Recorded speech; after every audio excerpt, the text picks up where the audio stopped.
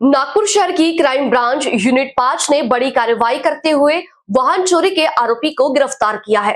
यह कार्रवाई 17 मार्च 2026 को वरिष्ठ अधिकारियों के निर्देश पर की गई। टीम मानकापुर क्रीड़ा संकुल क्षेत्र में पेट्रोलिंग कर रही थी, तभी गोपनीय सूचना मिली कि एक युवक चोरी का लाल रंग का मालवाहक ऑटो रिक्शा लेकर कोराडी की ओर जा रहा है। सूचना के आधार पर पुलिस ने संदिग्ध ऑटो को रोककर चालक से पूछताछ की। उसने अपना नाम शिवा उर्फ साहिल दशरथ पारसे निवासी धम्मदीप नगर यशोधरा नगर बताया। वाहन के दस्तावेज मांगने पर वह संतोषजनक जवाब नहीं दे पाया।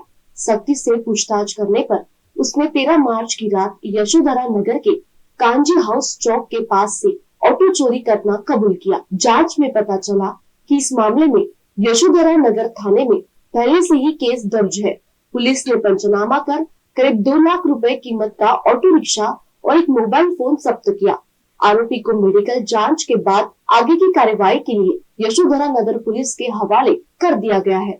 पोलीस ठाणे यशोधरा नगरच्या हद्दीमधून एक 3 व्हीलर वाहन बजाज मॅक्झिमा वाहन क्रमांक MH49 CF 6281 या क्रमांकाची 3 व्हीलर टेम्पो एक अज्ञात व्यक्तीने चोरून नेल्याची FIR पोलीस स्टेशन यशोधरा या ठिकाणी अपराध नंबर 191/26 दिनांक 14 मार्चला दाखल होती आणि अवघ्या 48 तासाच्या आत आमच्या क्राईम ब्रांच युनिट 5च्या पथकातील NPC राजू टाकळकर आणि हवालदार राजू सिंग राठोड यांना मिळालेल्या गोपनीय माहितीच्या आधारे सदरचे वाहन एका ठिकाणी आरोपी घेऊन जात असल्याची गोपनीय माहिती मिळाल्यानुसार त्याला पाठलाग करून पकडलं आणि त्याच्याकडून हे जे वाहन होतं ते वाहन आम्ही ताब्यात घेतलेलं आहे आणि त्या वाहनाच्या आधारे त्यातील जो आरोपी आहे त्याचं नाव आहे शिवा दशरथ पारसे, वय 24 वर्षे, राहणार धम्मदीप नगर नागोबा मंदिर जवळ, पोलीस ठाणे यशोधरा नगर अशा प्रकारे आरोपीचं नाव आहे। आणि आरोपींनी हे वाहन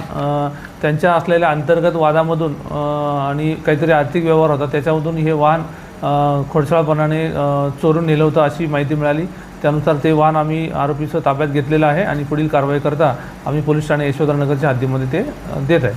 आरोपीचा अभिलेख तपासला असता परंतु रेकॉर्डनुसार त्याच्यावर कुठल्याही प्रकारचा सध्या अपराध यापूर्वी दाखल असल्याची माहिती मिळाली नाही आहे, तर त्याबद्दल आम्ही अधिक तपास करीत आहोत। यामध्ये जे वाहन चोरी गेलं होतं त्यामध्ये कलम 303(2) भारतीय न्याय संहिता अंतर्गत चोरीचा गुन्हा दाखल करण्यात आला होता आणि अशा प्रकारे ही 3 व्हीलर चोरीची आम्ही ताब्यात घेऊन आरोपीला ताब्यात घेऊन पोलीस ठाणे यशोधरा नगरच्या ताब्यात आम्ही देत आहोत।